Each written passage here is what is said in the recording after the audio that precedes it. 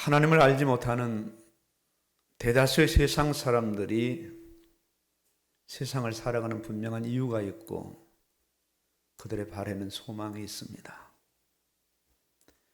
대부분의 공통분모가 되어지는 소망은 무엇일까요? 가장 첫 번째 소망을 꼽는다면 건강일 겁니다. 건강하게 살 수 있기를 소원하고, 건강이 제대로 되어진다면 거기에 연관되는 것이 넉넉한 경제일 겁니다. 이 두 영역은 대다수의 세상 사람들이 가지고 있는 다른 사람들이 욕할 수 없는 아주 소박한 소원 중에 한 부분일 겁니다.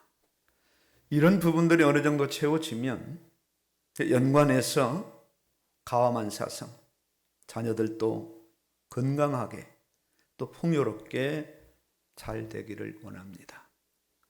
그러나 인생이 이런 수준에서 더 이상의 소망을 바라보지 않고 이런 수준에서 만족하며 살아갈 수 있느냐? 결코 그렇지 않습니다. 거기에서 또 한 번 치고 올라가기를 원합니다. 이제 그 기반에서 더 큰 목적을 설정을 하고 그 설정된 목적을 향해서 목표를 정하고 달려나갑니다. 그럼에도 하루 3끼 이상의 식사를 할 수 없고요. 그저 잠잘 의식주의 공간만 제공된다면, 살아갈 최소한의 돈만 준비된다면 사실상 뭐 그렇게 인생이 허덕이면서 생존 경쟁에서 그렇게 분주한 삶을 살아갈 이유가 있겠는가? 심지어는 있는 건강을 해쳐가면서 거기에서는 수많은 압박과 스트레스로 인하여서 그야말로 인생이 단명하는 불치병에 걸립니다. 야망입니다. 더 큰 것을 이루기 위해서요. 그러니 정상적인 인생의 삶을 살아갈 수 없는 거예요. 전부 연관된 상대적인 그런 관계 속에서 경쟁의식을 가지고요. 큰 집에, 큰 차에, 더 큰 야망을 쏟아붓기 위해서 안간힘을 쓰면서 세상을 살아갑니다. 이러는 세월 속에 야속하게도 원치 않는 나이를 계속 먹게 되고 원치 않는 죽음을 맞이하게 됩니다. 이것이 세상을 살아가는 사람들의 살아가는 삶의 현장들입니다. 어쩔 수 없습니다. 이렇게 마감해야 되는 것이 인생이라면 얼마나 인생이 야속하고 또 얼마나 인생이 허무하며 안타까운 인생일까요?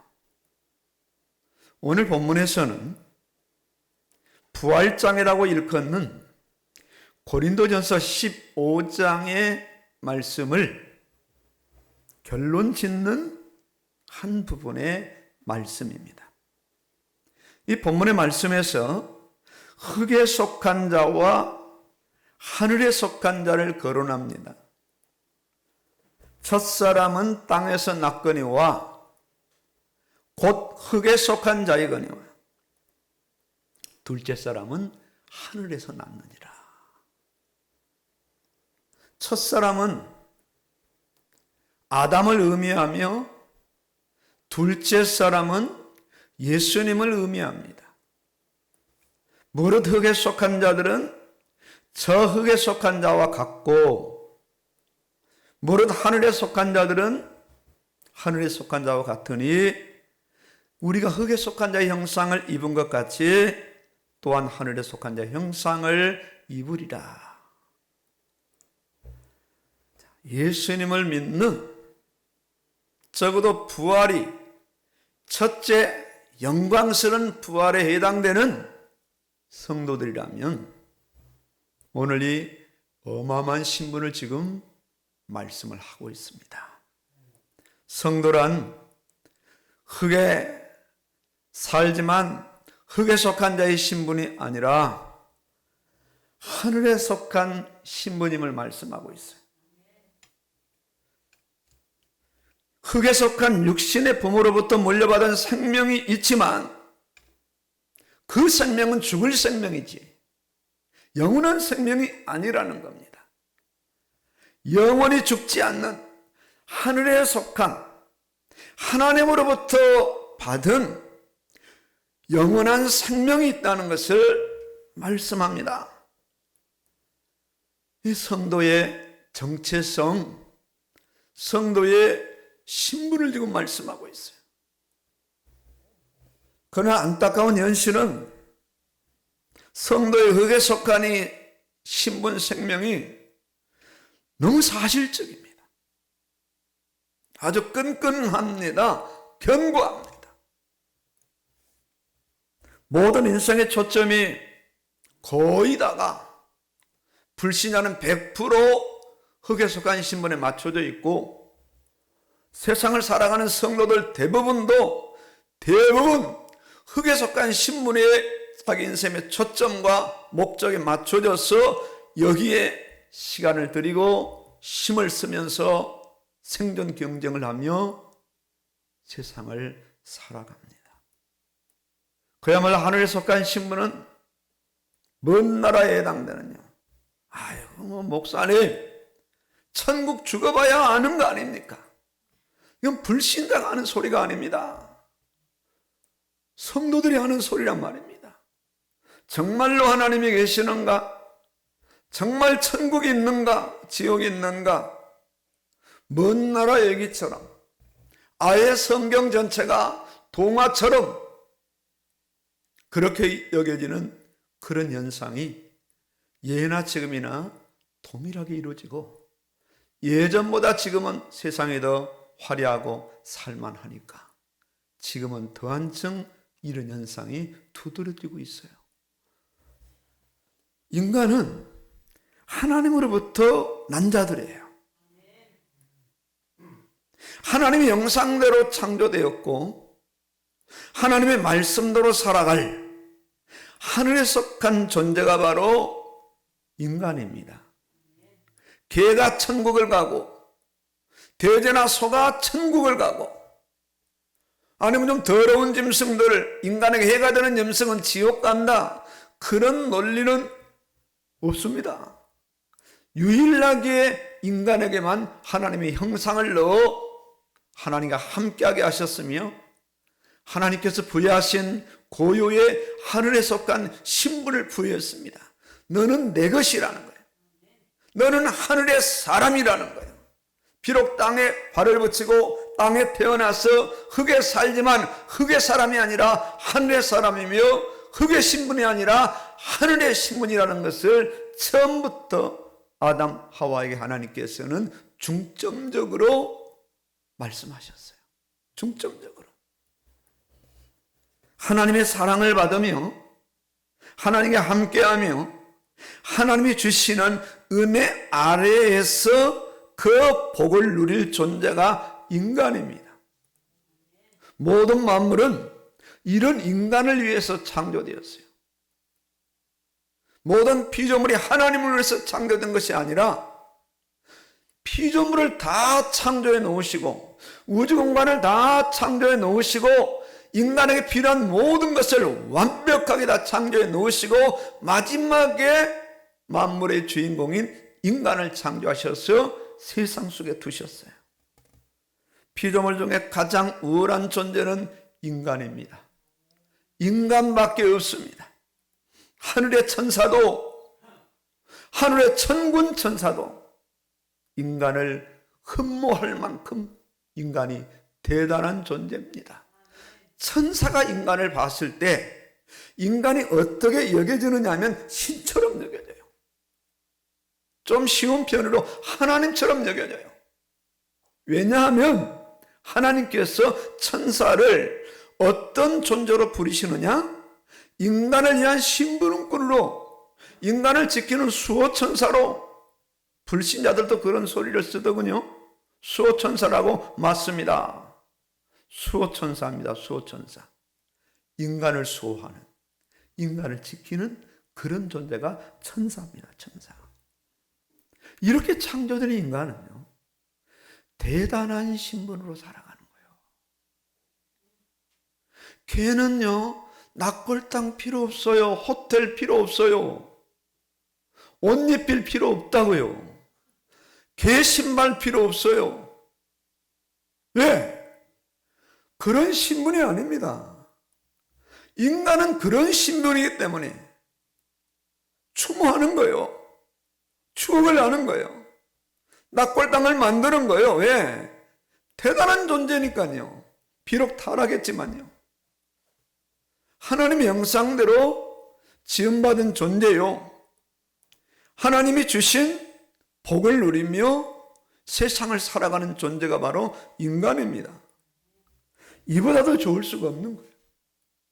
이보다 더 행복할 수가 없는 거예요. 이보다 더 영광스러울 수가 없는 거예요. 이런 영광스러운 존재가 어찌하여 흙에 속하여 흙을 보며 흙 속에 묻혀서 살아가는 그런 존재로 전락했을까요? 그 원인을 우리는 추적해야 돼요.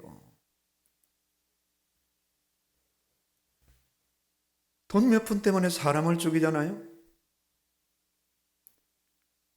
SNS 상에서 이렇게 연결된 사람인데 좀 기분 나쁘겠다고 그 집에 들어가서 세 사람을 죽이잖아요.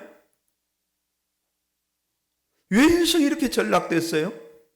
하늘에 속한 인생인데, 하나님 형상을 닮은 인생인데, 하나님을 바라보고 그 영광과 존귀 가운데 천사의 그런 호의를 받으면서 살아가야 된 그런 존재가 왜 이런 존재로 전락됐을까요? 사람 만나기가 두렵잖아요.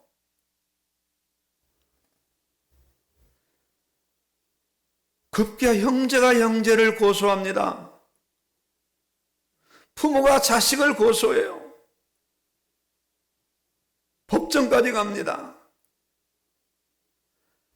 좀 더 많은 영토를 차지하기 위해서 생명 걸고 싸우게 돼요. 뭐 오징어 게임? 뭐 별말은 좋은 것이라고 하지만은요, 죽여야 살잖아요. 왜 인생이 이렇게 전락됐을까요? 이 모든 결과가 흙에 속한 결과예요.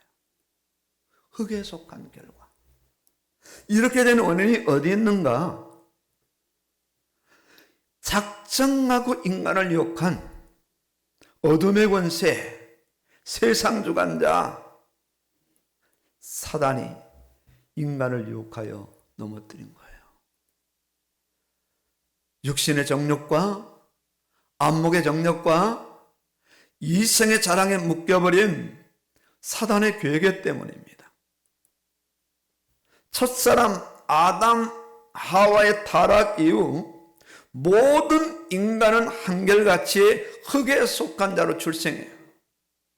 흙에 속한 남자 한 사람이 흙에 속한 여자 한 사람을 만나서 I love you, 사랑합니다, 우리 결혼합시다.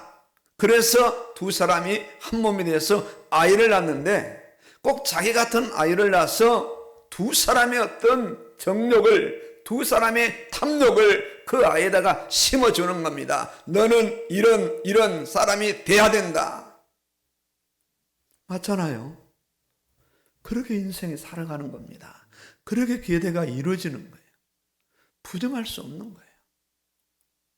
우리도 그런 존재. 우리도. 심지어 이런 인생들이 흙에 살리란 노래를 하잖아요.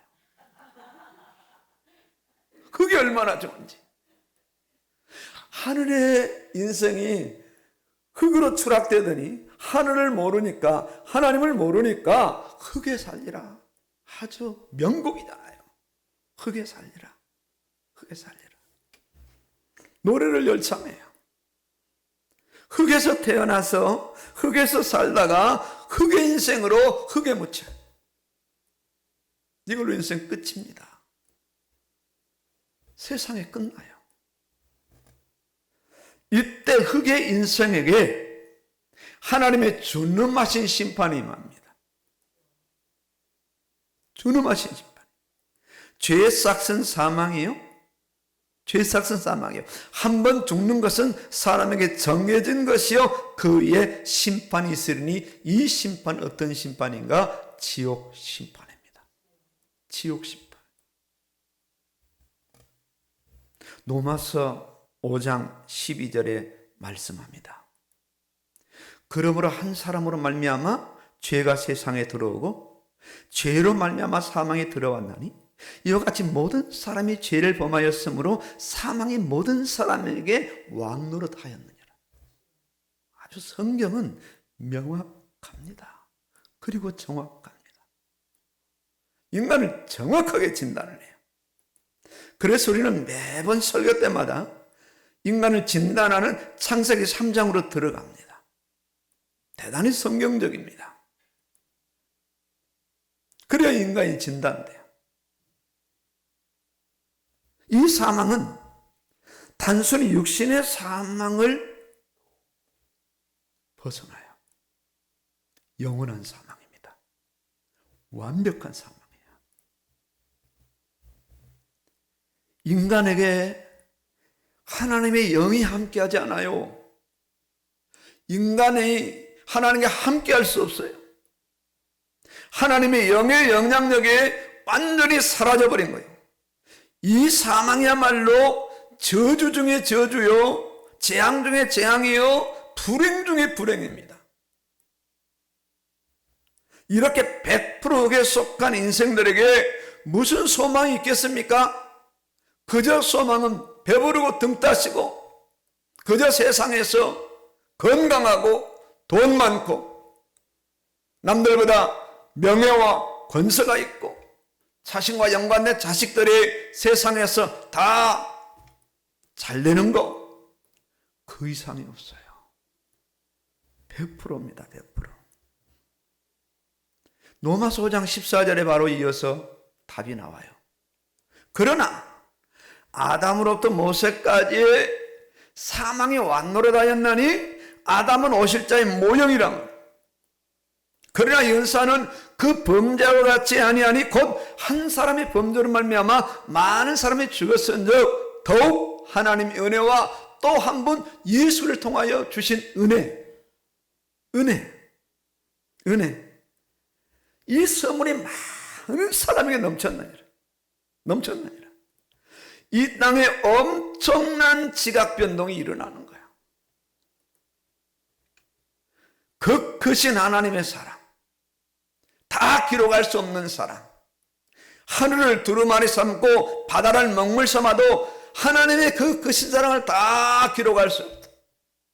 어떤 사랑이기에 아이의 인생들에게 영원히 죽지 않는 영원한 하늘에 속한 생명을 주시려고 하나님께서 이 땅에 오셔서 육신의 자기 생명을 아낌없이 내어놓으셨어요. 아끼지 아니하시고 생명을 내어주신 생명을.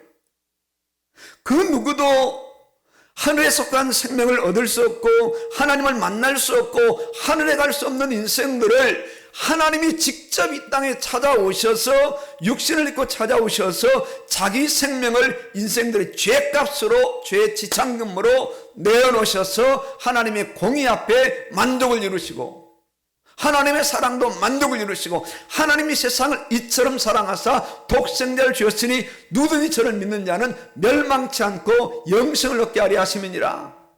완벽한 구원입니다. 완전한 생명입니다. 완전한 신분이에요. 오직 생명이신 하나님만이 하실 수 있고 오직 생명의 그런 대신 하나님만이 이 생명을 저주받은 인생들에게 죽은 목숨 가지고 살아가는 인생들에게 이 생명을 부여하실 수 있단 말이에요. 하나님이 하신다는데 누가 막을 수 있어요? 누가 우리를 그리스도 사랑해서 끊으리요? 환난이나 권고나 비박이나 기근이나 위험이나 칼이라. 그 어떤 것도 우리를 그리스도 사랑해서 끊을 수 없으리라. 뭐 현재일이나 장래일이나 능력이나 높음이나 기품이나 그 어떤 것도 끊을 수 없다. 끊을 수 없다. 못 말리는 사랑입니다. 못 말리는 사랑. 하나님이 자기 생명을 내놓고 죽은 자들의 생명을 합법적으로 살리시겠다는데요. 하나님의 율법에 만족하고 하나님의 사랑에 만족하는 그 두 영역에 만족하는 그 두 영역을 만족시키는 분이 누구신가? 예수님이에요. 예수님. 신인 양성을 입으신, 한 팔은 하나님의 신성을 붙잡으시고 한 팔은 인간의 인성을 붙잡아서 자기 몸을 죽여서 하나님의 공의를 만족시키고 하나님의 삶을 만족시켜서 인간을 하나님께로 이렇게 올려드리는 그 역할을 누가 하셨느냐? 예수님이 하신 거예요. 연인들의 성탄절을 위해서 이 땅에 오신 분이 예수님이 아니에요. 백화점의 성탄 특수를 위해서 이 땅에 오신 분이 예수님이에요. 그때는 예수님은 사간에 늘 것이 없었어요. 저 화려한 성탄절은 어떤 면에서 의미가 없는 겁니다. 우리 어릴 때 성탄절은 옛날 성탄절을 많이 재현했어요. 마구간을 재현하고 그래서 제일 아주 싸구려 옷을 입혀가지고 마리아 요셉을 재현하고. 근데 지금은 어때요? 그렇게 재현하지 않아요. 성탄절이 아주 화려하게 됐어. 그야말로 21세기 현대판 성탄절이 되었어요. 아주 성경적이지 않아요. 백화점에부터 먼저 오죠. 하나님이 사람 되어 이 땅에 오셔서 그 모든 고난과 수치를 다 당하시고 때가 되니 십자가에 달리시고 십자가에 죽으셔서 거기 하나님의 진노가 쏟아지는 거예요. 세상 죄를 지고 가는 하나님의 어린 양이로다. 죄인에게 쏟을 진노를 죄인에게 쏟아봐야 인간은 구원받을 수 없기 때문에 죄의 삭은 사망이니까 죄 없는 분에게 쏟아서 인간들의 죄를 대신 사하게 하시고 인간들의 죄를 용서하시는 하나님에게 구원의 방법인 거예요. 구원의 방법. 저주와 재앙에서 영원히 멸망할 그런 신분에서 영원한 존귀와 영광과 하늘에 속한 신령한 자로 신분 자체가 바뀌어지는 거예요. 신분 자체가. 이렇게 예수님이 직접 찾아오셔서 흙에 속한 자를 찾아오셔서 예수님은 구원을 베푸시고 그들 향하여서 말씀을 증거하셨어요. 말씀을. 예수님이 어느 날 마리아 마르다 집에 가셨어요. 자주 가셨어요. 그 집에 가셔서 쉬기도 하시고 식사도 하셨어요. 그러나 예수님이 가신 목적은 쉬시려고 식사하려고 가신 것은 아니었어요. 무엇 때문에 가셨느냐? 그 예수님을 잘 따르는 자매에게, 그 나사로에게 말씀을 증거하려고 하신 거예요. 근데 마르다는요, 예수님이 오시면 늘 마음에 부담이 있었나 봐요. 뭘 해드릴까? 예수님 뭘 잘 드시는가? 그저 그냥 보에 가서 예수님 오시는데 그냥 상 차리려고 동부서주했거든요. 방에서는 마리아는 나오지도 않고 동생은요. 예수님 발밑에 앉아가지고 말씀을 듣는 거예요. 부엌에서 일하다가 짜증나는 겁니다. 신경질 나는 겁니다. 화가 치밀어 오는 겁니다. 그 예수님이 항의하잖아요. 마리아 좀 이리 내보내시라고. 그 예수님 뭐라고 하셔요? 예, 마르다야, 넌 그것 때문에 분주하냐? 마리아는 좋은 것 중에 진짜 좋은 걸 택하였다. 말씀이란 말씀. 말씀. 말씀. 육의 사람이 흙의 사람이요. 첫째 아담의 후손을 타락한 자들에게 하늘의 신령한 메시지를 선포하신다. 하늘의 신령한 메시지. 예수님이 니고데모와의 대화에서 진실로 진실로 내가 네게 이르노니 사람이 거듭나지 아니하면 하나님 나라를 볼 수 없느니라. 거듭남의 비밀을 말씀했어요. 그렇게 성경을 잘 알고 있다는 이 유대인 중에 관원인 니고데모가 엉뚱맞은 이야기를 하죠. 어머니의 뱃속에다가 다시 한번 낳아야 되는 것이 거듭남입니까? 기가 막힌 거죠. 기가 막힌 거죠. 그때 예수님이 사람이 물과 성령으로 나지 아니하면 하나님 나라를 볼 수 없느니라. 더 중요한 건 6절에 육으로 난 것은 육이요 영으로 난 것은 영이니 내가 네게 거듭나야 하겠다는 말을 놀랍게 여기지 말라. 놀랍게 여기지 말라. 예수님은 그냥 성경 전체에서 거듭남의 비밀을 말씀하고 거듭난 자들에게 어떻게 세상을 살아가야 될 것인가에 대한 신앙생활, 믿음에 대한 그런 말씀을 계속하셨어요. 구약에서도 신약에서도. 그러면서 저들의 신분이 얼마나 고귀하고 얼마나 대단한 것을 잊지 않고 예수님께서는 말씀하셨어요. 그렇기 때문에 정말 한 인생이 예수님 만나서 구원받았다면 구원받은 자신의 신분에 대한 확신이고 확정입니다. 아, 내가 구원받았구나. 내가 하나님의 자녀가 되었구나. 그냥 전도 때 만나가지고 그냥 일상적으로는 당신 죄인입니다. 예수님 영접해야 됩니다. 제 기도를 따라하세요. 그런 것 말고 실제 자신이 와서 교회 와서 말씀을 듣는 중에 예배를 드리는 중에 혹은 기도하는 중에 인격적인 그 예수 그리스도를 진정으로 영접하는 사람. 나는 죄밖에 없구나. 나는 죄인이구나. 내 죄를 위해서 예수님이 땅에 오셔서 나를 위해서 저주의 십자가에 지시고 나를 구원하셨구나. 그 사실을 정말로 신앙으로 고백한 사람은 자기의 신분에 대한 이 고귀함과 영광스러운 하늘의 신분에 대한 그런 자존심이 회복이 된단 말입니다. 세상을 아무렇게 살아갈 수가 없는 겁니다. 주일날 막 돌아다닐 수가 없는 거예요. 수단과 안 가리고 세상을 위해서 살아갈 수가 없는 거예요. 왜? 신분이 바뀐 사람이니까, 소속이 바뀐 사람이니까. 땅에 살아도 하늘의 사람이고 흙에 살아도 하늘의 사람이니까 바뀌어진 거예요. 흙에 속한 인생으로 흙에 살다가 하늘에 속한 하나님을 만나 예수를 만나 하늘의 신분으로 바뀌어졌어요.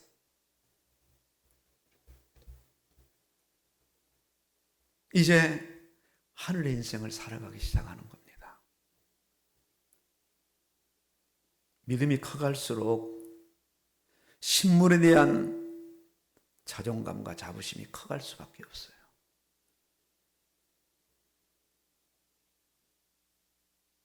선진국의 국민이라면, 특히 미국 같은 나라의 국민이라면 자기가 이 아메리카 합중국에 대한 국민이라는 이 사실에 대한 자존감이 우리나라보다 훨씬 더 클 겁니다.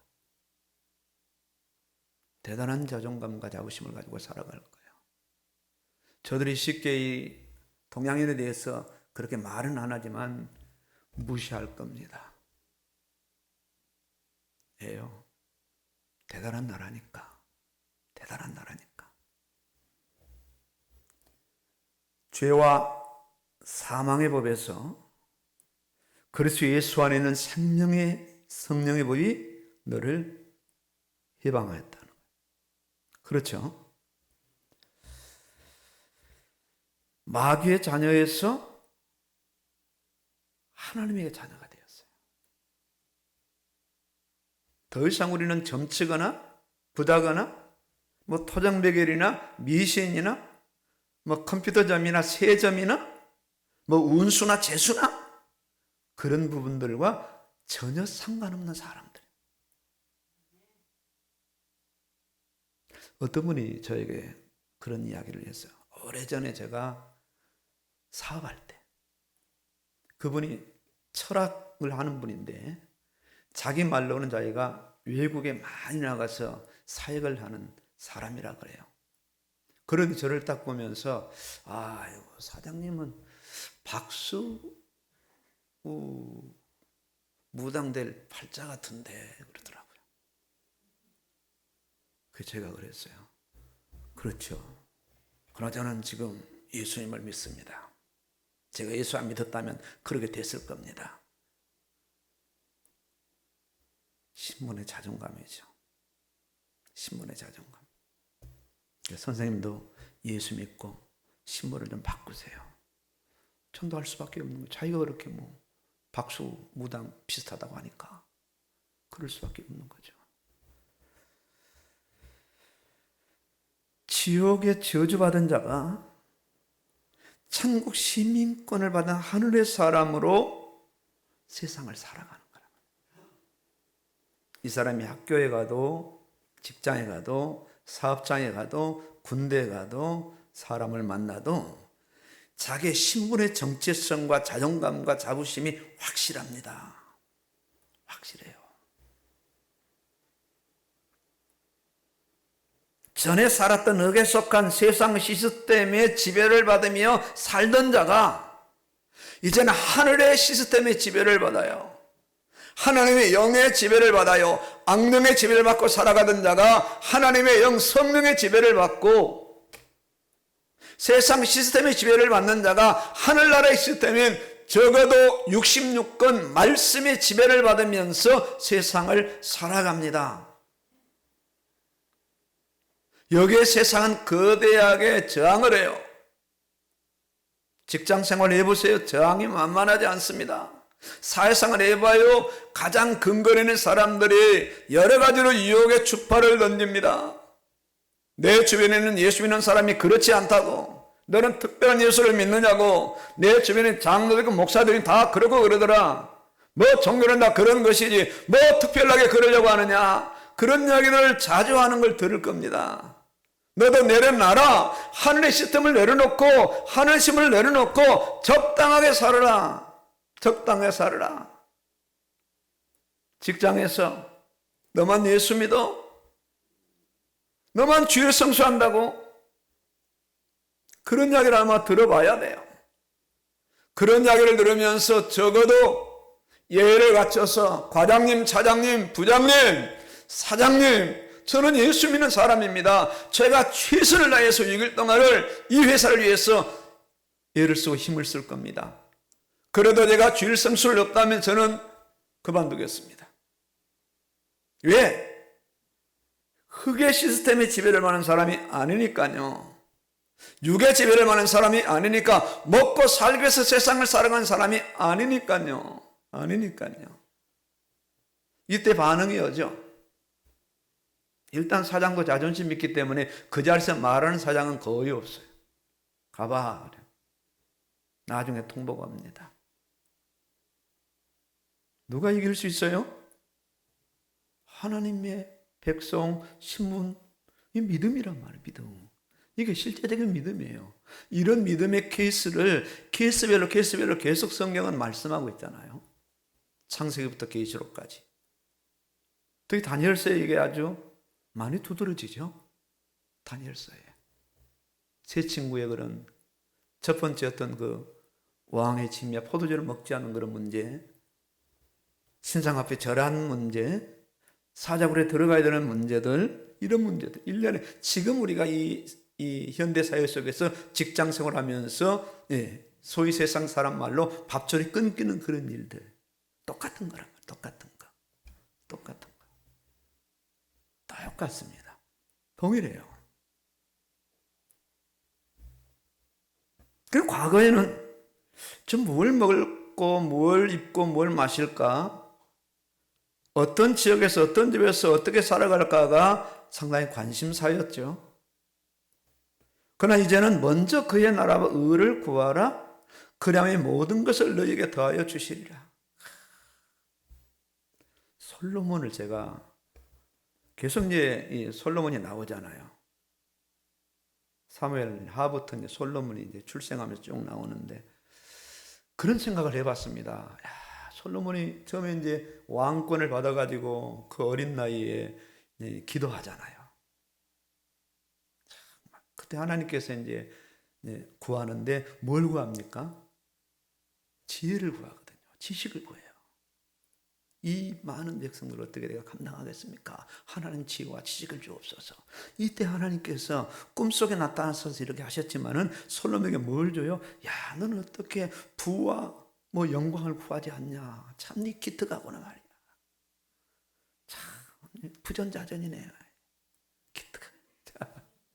그 하나님께서 막 부와 영광까지 막 그냥 쏟아 부어버리잖아요. 그냥 온 세상 왕들이 막 그냥 엄청난 막 금은 부화를 싣고 와서 솔로몬의 그 지혜의 말을 들으려고 찾아온다 그래요. 특히 스바 여왕 같은 경우들은 막 정신이 올라올 정도로 제정신을 못 차려 여자가 와서 여왕이 와가지고 솔로몬이 그 정도 있거든요. 첫 번 재판부터 아주 그런 재판이 어디 있겠어요? 국민들이 다 놀랬죠.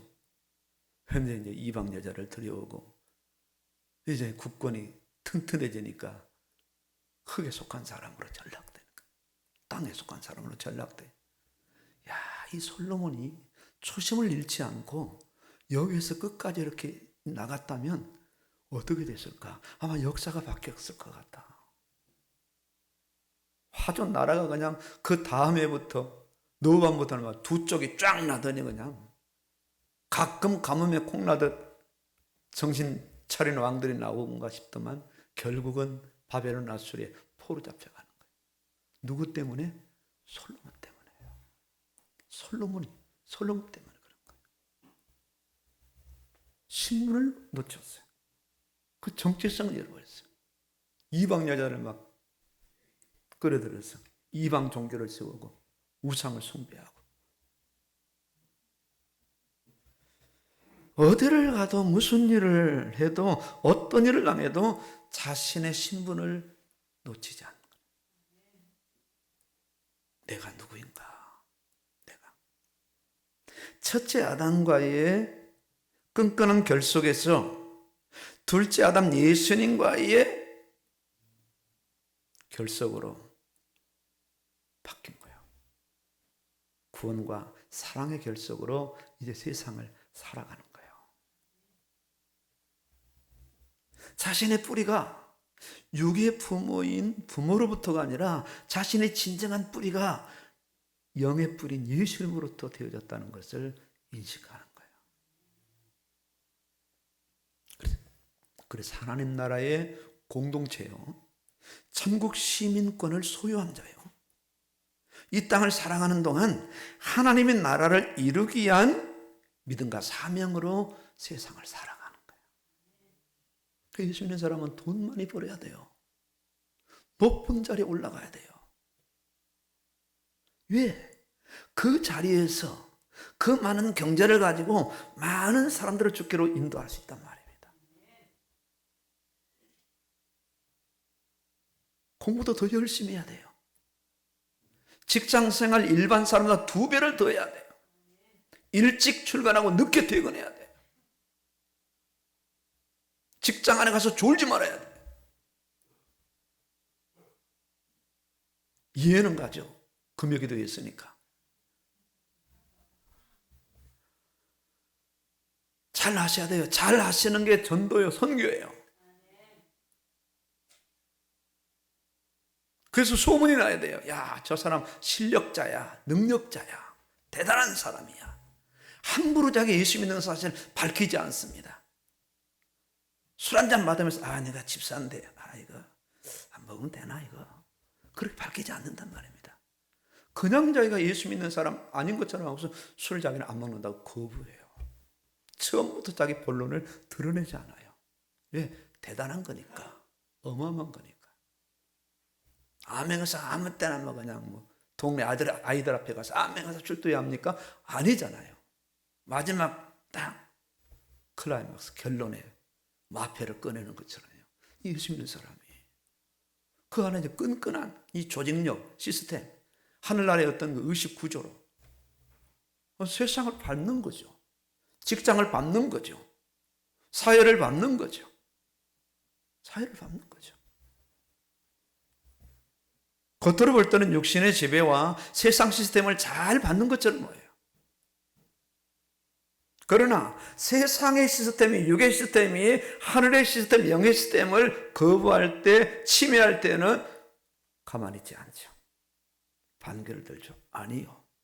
난 절할 수 없습니다. 난 기도하는 걸 중단하지 않겠습니다. 이 사람이 신분의 정체성을 가지고 살아가는 사람.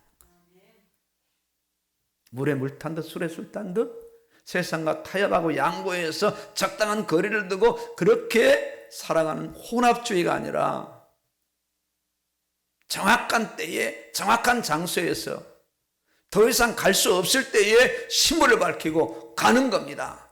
바울이 더 이상 갈 수 없을 때에 노마 신분을 드러내잖아요. 나는 날 때부터 노마 신분을 가졌다. 함부로 하지 마라. 적어도 내가 그리스도의 대사다. 나는 노마까지 가야 되는데 죄를 지었기 때문에 가는 것이 아니라 노마 복음을 위해서 가는 것이다. 어젯밤에 하나님이 나에게 말씀하셨다. 이 배 탄 사람을 다 너에게 주었다고. 두려워하지 마라. 바뀐 거예요. 바뀐 거예요. 사람들이 바울을 몰라보니까 독한 뱀이 나와서 바울을 물잖아요. 털어버리잖아요. 죽을 줄 알았지요. 저 사람이 배에서는 살아났지만 육지에서는 죽는구나. 뭔 중대한 죄를 지었구나. 사람들이 다 죽기를 바랐는데 죽지 않잖아요. 신처럼 바울이 대우를 받죠. 이런 사람인 겁니다. 적어도 예수 믿는 사람이에요. 이런 사람이에요.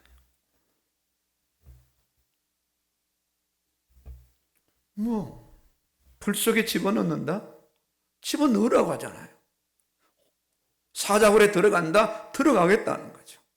적어도 이런 사람이 하늘의 사람이고 하늘의 시스템과 하늘의 신분을 가지고 세상을 밟고 그 신분으로 밟고 믿음으로 밟고 세상을 살아간다.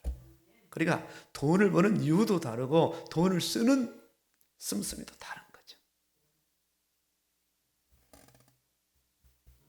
눈 하나 깜빡하지 않습니다.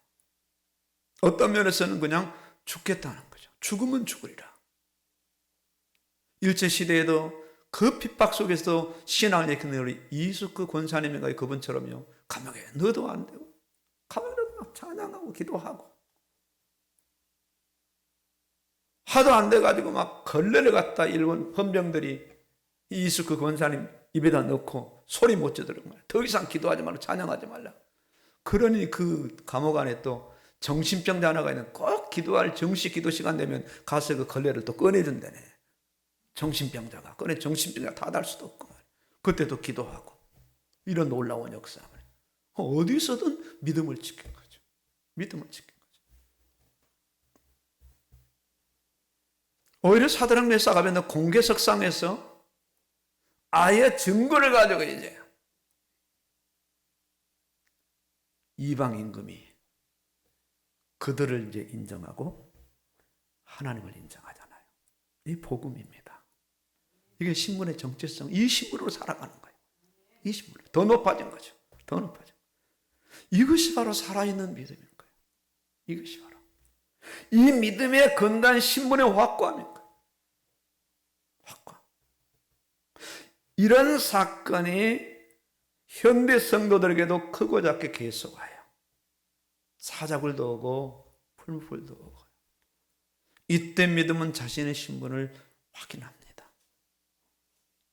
신분이 확정되고 신분이 확인된 사람은 삶의 현실에서 크고 작은 문제와 사건 속에서 타협하지 아니하고 믿음을 고백하고 믿음으로 나아가는 거예요. 고린도 이 교회는 바울이 참 어려운 가운데 세운 교회였어요. 그때 핍박이 아주 대단했거든요. 2차 전도 여행 중에 브리스길라와 아구라를 만나죠. 그들은 내 목숨을 위해 자기 목까지도 내었나. 나프란 여러 사람의 보호자가 되었다고 로마서 16장에 바울은 고백을 해요. 18개월가량 같이 회당에서 낮에는 일을 하고 밤에는 복음을 줍니다. 장막 깁는 일을 하면서. 한때의 바울이 두려워서 정말 사역을 중단할 정도까지 됐을 때 로마서 18장에 사도행 18장에 주님이 말씀하죠. 바울아 두려워하지 마라. 이 성중에 내 백성이 많다. 너를 해야 할 자 아무도 없다. 바울이 힘을 얻고 계속 복음을 증거해서 세워진 교회가 바로 고린도 교회예요. 그런데 이 교회가 분열이 일어나고 무질서가 일어나고 세상에서 일어나지 않을 일들이 막 교회 안에서 일어나면서 다양한 문제가 교회 안에 거론되기 시작합니다. 문제가 많은 만큼 고린도 전후서를 보면 다양한 주제를 가지고 말씀하고 있어요. 결혼에 관한 문제면 우상에 관한 문제, 예배와 성찬과 은사에 관한 문제, 그리고 마지막 부활의 교리까지 광범위한 주제를 다뤘어요. 이 주제들을 믿음으로 받아들인 성도들은 큰 은혜를 받았고 큰 변화가 일어나. 우리가 정말로 대단한 신분이구나. 흙에 속한 신분이 아니구나. 하늘에 속한 신분이고 적어도 영광스러운 부활을 해야 되는 그런 사람들이구나. 우리가 이렇게 함부로 살아서는 되는 사람이 아니구나. 그저 옛날에 배 타던 식으로 술 먹고 담배 피고 이렇게 욕짓을 하며 살아갈 그런 사람들이 아니구나. 우리는 대단한 사람들이야. 우리의 생각을 바꾸고 가치관을 바꾸고 삶에 살아가는 방법을 바꿔야 되는구나. 고린도 교회가 술렁이면서 바꿔지기 시작한 겁니다. 바꿔지기 시작한 거예요. 여러분, 세상 사람들은 아무리 대단해도 전부 다 흙에 속한 사람들입니다. 얼마 못 갑니다. 곧 끝납니다. 매일같이 신문을 읽어보세요. 부고장이 옵니다. 좀 유명한 분은 큰 광고란을 할애합니다. 유교는 아주 분명하고 짧아요. 여기에 많은 사람들의 마음을 쏟으며 살아갑니다. 이들의 눈에 비치는 성도들의 신분이 이들에게는 아주 중요한 의미 부여가 되고 동기부여가 되어야 돼요. 저 사람들 도대체 어떤 사람들인가요? 어떤 종족들이냐 이거죠. 왜 저렇게 다르게 살아가느냐가 그들에게 비춰지는 것이 전도의 작은 영향력입니다. 영향력입니다. 자신들과 동일한 신분으로 인식되기도 하고 자신보다 훨씬 못된 사람으로 인식되기도 하지만은 아주 소수의 사람들은 특별한 그리스도인으로 저들이 인정하며 호칭을 해요. 깍듯하게 집사님, 장로님, 목사님, 성도님 한단 말입니다. 이때 전도의 관계가 이루어지는 거예요. 전도의 관계가. 내가 어떤 사람으로 저들에게 어떤 신분으로 비춰지느냐가 대단히 중요합니다. 그래서 우리 일상생활이 사실상 대단히 중요한 거예요. 그래서 지금 우리 한국 교회 전도 방법이 이제는 바뀌어져야 돼요. 선교도 지금 그렇게 바뀌어지고 있거든요. 선교지에 가서도 의료 선교를 하거나 어떤 특별한 선교를 해도 거기에 전도장을 막 내밀고 예수입니다라고 말하지 않아요. 언제까지 가나 저들 입에서 야 정말 이 사람들이 다 알거든요. 기독교 의료 봉사라는 걸 알기 때문에 저들 입에서 감탄이 나고 감격을 나고 기쁨이 사무쳐서 우리가 예수 믿겠다고 나올 때까지 기다려. 오늘 한국교회 전도도 막 뭔가 몇 가지 싼 거 그냥 대량으로 사다가 이렇게 주고 교회 나오세요 하니까 그거 받고 교회는 어쩔 수 없이 나오지만 그 다음 주부터 안 나오잖아요. 해피데이를 해도 이렇게 전도가 안 되는 거예요. 그러니까 앞으로는 전도를 해도 예수 믿으라는 말을 아끼는 겁니다. 그래서 한번 그분이 돌아올 때 진짜 돌아오더라고. 가짜로 돌아왔다가 나가버리면 다시는 그 사람 교회 안 오거든요. 그러니까 정말로 그분이 교회에 오더라고. 남편이 예수를 안 믿는다면 정말 남편이 어떤 때는 속 터지고 그냥 막 빰딱이라도 후려때리고 싶은 마음이 있지만은 예수 복음 때문에 정말로 존중하고 사랑하고 참을 수 있는 그런 아량들이 있어야 돼요. 그래야 전도가 되어져요. 전도가 되어져요. 밥 한번 잘 해놓고 아유 교회 오라고 예수 믿으라고 그래서는 안 된다는 거지. 정말 헌신적으로 잘라고 야 정말 내 아내가 바뀌었구나, 내 남편이 바뀌었구나, 내 아들이 바뀌었네 해서 그 부분을 추적해 갈 수 있을 만큼 그렇게 돼야 이제 전도가 돼. 왜? 세상이 너무 재밌으니까. 웬만해서는 교회 안 온 거지. 옛날에서는 어지간하면 교회 왔는데 요즘은 웬만해서는 차라리 오징어 게임을 하지 교회 안 오는 거예요. 등산을 가지 교회 안 오는 거예요. 자전거 동호회에서 거기 가는 게 훨씬 재밌거든요. 운동하지, 커피 마시지, 교제하지. 이런 상황이에요. 우리의 신분이 너무 중요한 겁니다. 신분이요. 오늘 흙에 속한 사람이 하늘에 속한 사람들입니다. 우리가 첫사람 아담의 후손이었지만 이제는 둘째 아담 예수 그리스도의 후손이 되었어요. 육에 속한 사람, 흙에 속한 사람이 아니라 영에 속한 사람, 하늘에 속한 사람이 되셨어요. 이제는 이 자신의 이 신분을 다시 한번 재인식하시고 이 신분이 업그레이드, 신분이 막 이렇게 바뀌어지는 않지만 내 마음의 의식이 그렇게 되어져야 돼요. 우리 너무 우리 신분을 인식하지 못하고 확인하지 못하고 아무렇지 않은 신분으로 그렇게 세상을 살아갔잖아요. 아담의 후손은 아담의 신분으로 이 땅을 살아갈 존재들이 아닌 겁니다. 주민등록번호 대한민국 국민으로 그리고 주거지와 생년월일이 표기되어 있지만 오늘 저와 여러분들은 적어도 하나님 나라의 사람들인 거예요. 천국 백성들인 거예요. 거룩한 백성들인 거예요. 거룩한 나라의 그의 소유가 된 백성이 왕같은 제사장들이 아름다운 덕을 선포할 수 있는, 자랑할 수 있는 그런 사람들로 예수님께서 피로 값주고 오늘 저와 여러분들을 세워주신 그런 대단한 사람들이 오늘 이 시간에 이 자리에 와 앉아 계신 거예요. 어마어마한 분들입니다. 어마어마한 분들이요. 세상은 알 수 없어요. 세상은 지금 흙을 받고 세상 속에 살아가지만 곧 세상을 떠나면 어디로 가야 될 사람들이가 지옥 갈 사람들이 아니라 천국 가야 될 사람들인 거예요. 천국의 귀빈들입니다. 천국의 권속들이고 백성들이고 천국의 나라요 하늘나라의 신분으로 이 땅에 살아가는 사람들인 거예요. 먹더니 마시더니 무엇을 하더니 다 하나님의 영광을 위해 할 수 있는 그런 사람들인 거예요.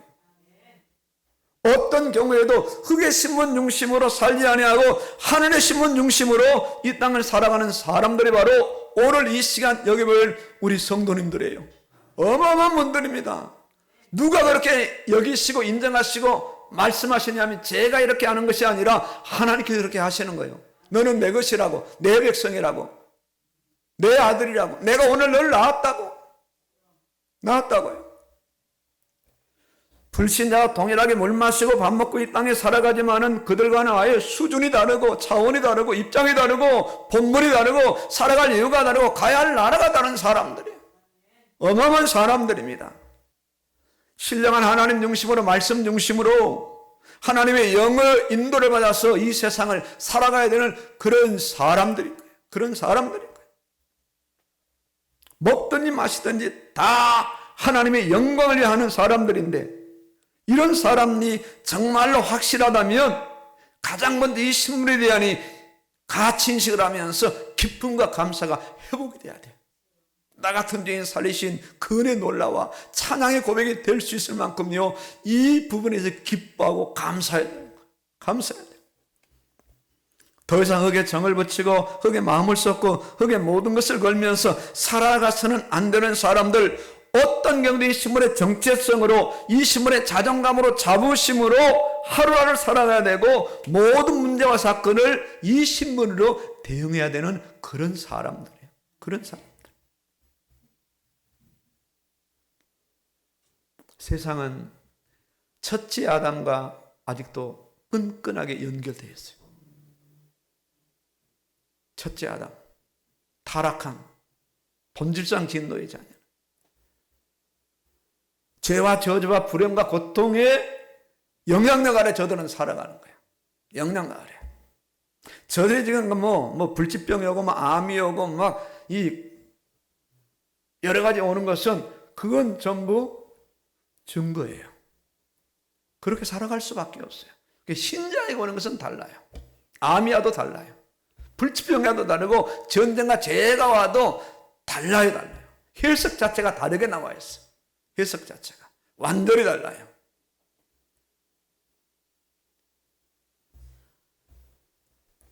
저들은 여전히 세상 시스템 속에서 허덕임의 인생을 살아가야 돼. 저주와 재앙에 아주 취약한 신분들이에요. 그래서 우리는 이미 그 부분을 뛰어넘은 신분들이에요. 암이나 저주나 가난이나 고통이나 불행이나 이걸 뛰어넘어서 그 기반 위에 세워진 것이 아니라 그 기반은 완전히 끝났고 하나님이 세워진 하늘의 기반 위에 서서 하나님을 바라보고 하늘을 바라보면서 하늘의 시스템을 가지고 세상을 정복하면서 주도하면서 살아가야 되는 그런 사람들인 거예요. 기독교가 그런 기독교예요. 기독교는 친교단체가 아니에요. 사회봉사단체가 아닙니다. 기독교를 이상하게 혼란을 시켰어요. 기독교는 그런 단체가 아니에요. 예수 믿는 사람들이, 하늘의 사람들이 공동체를 모여서 예배드리는 순간 교제하면서 어떻게 우리의 믿음으로 살아가며 세상을 건져낼 것인가에 대한 그런 공통분모를 가지고 모이는 현장이 바로 교회 공동체의 현장이에요. 이를 위해서 밥도 먹고 이를 위해서 구역 모임으로 가끔 야외도 하고 식사도 하고 그런 것이죠. 그게 주가 아니거든요. 그게 주가 아닙니다. 교회 가니까 재미가 없다. 당연히 재미가 없지. 왜 재미가 없냐? 흙의 재미를 누리려고 교회에 오는데 흙의 재미를 안 해주니까 재미가 없는 겁니다. 교회에서 아무리 좋은 걸 아이들에게 들려줘도 세상 것과는 비교할 수가 없어요. 재미없어요. 영의 재미를 이제 우리가 느끼셔야 돼요. 말씀의 재미를 느끼셔야 돼요. 예배의 재미를 느끼셔야 되고 간증의 재미를 정말 현욱이가 지난 주간에 이렇게 살았대. 이렇게 신앙을 고백하고 이렇게 문제에 대응하고 사장님이 놀랬대. 사장님이 예수 믿기로 했대. 이런 간증들 말이야. 원영이가 말이야. 너 때 그 대단한 회사에 믿음으로 내가 주일날 예배드린다고 거부했더니 토다이는 회사를 주고 주일날 성수할 수 있도록 직장생활을 감당하게 했대. 할렐루야. 이런 고백을 하는 현장이 어떤 현장인가? 교회 현장. 교회 현장. 믿음의 사람들이 그 신분을 가지고 세상 시스템에 대응해서 그들의 반응을 얻어내고 신앙생활에 보장을 받고 살아갈 수 있는 그런 간증들 말이에요. 교회가 그런 것입니다. 그런 것입니다. 지난주에 성경을 다 아파가지고요. 몸살 걸리고 성경 이렇게 힘들어요. 짜증나 죽겠어요. 이런 것이 교회가 아니에요. 이런 것이. 이 신분과 이 정체적인 기쁨과 감사가 회복되면서 이제 모든 것을 이 신분 중심으로 내가 감당하고 있는가에 대한 부분들이에요. 대단히 중요한 부분이죠. 정말 나에게 건강하게 오래오래 살아가야 되는 그런 의식이 강한가? 아니죠.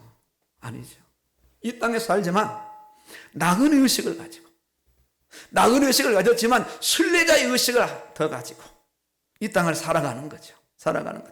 이 땅은 믿음의 훈련장이요. 이 땅은 전도와 선교의 현장이요. 이 땅 곧 떠나야 되는 임시 처소임을 알고서 세상을 살아가야 돼. 저 푸른 초원 위에 그림 같은 집을 짓고 사랑하는 인과 함께 천년만년 사는 것이 예수 믿는 사람들의 소원이 아니란 거예요. 곧 가야 됩니다. 어디로? 하늘로, 천국으로. 이런 사람이 확실하다면 이런 사람을 위해서 보내주신 편지가 있어요. 사랑의 편지입니다. 말씀이에요. 말씀. 지금 우리 앞에 놓여져 있는 이 말씀. 왜 우리가 말씀이 딱딱하고 지루하고 힘든가? 또 주님의 사랑을 제대로 못 느끼니까 그런 거죠. 사랑의 편지. 나를 사랑해서 사랑해. 이제 우리가 이 말씀을 읽기 시작해야 돼요. 이제 어떻게 읽어야 되는가? 연애 편지 받아보신 분들은 느낄 겁니다. 연애 편지 읽듯이 읽으셔야 돼요. 언제까지 읽어야 되는가? 계속 읽어야 돼요.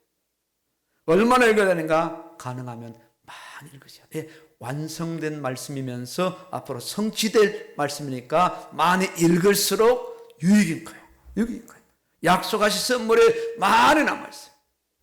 받아야 될 선물들이 너무나 많이 남아있어요. 어떻게 읽어야 되는가? 주실 줄로, 이루실 줄로 확실히 믿고 읽어야 돼요.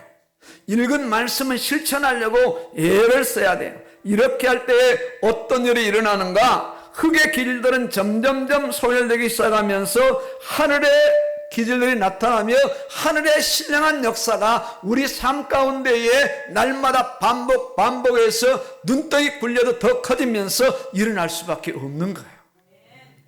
간증할 수밖에 없죠. 이때 사랑한 곧 그 뜻대로 부르심을 입은 자들에게는 모든 것이 합력하여 선을 이루니 부르신 자들 의롭게 하시고 자신을 영화롭게 하셨느니란 말이에요.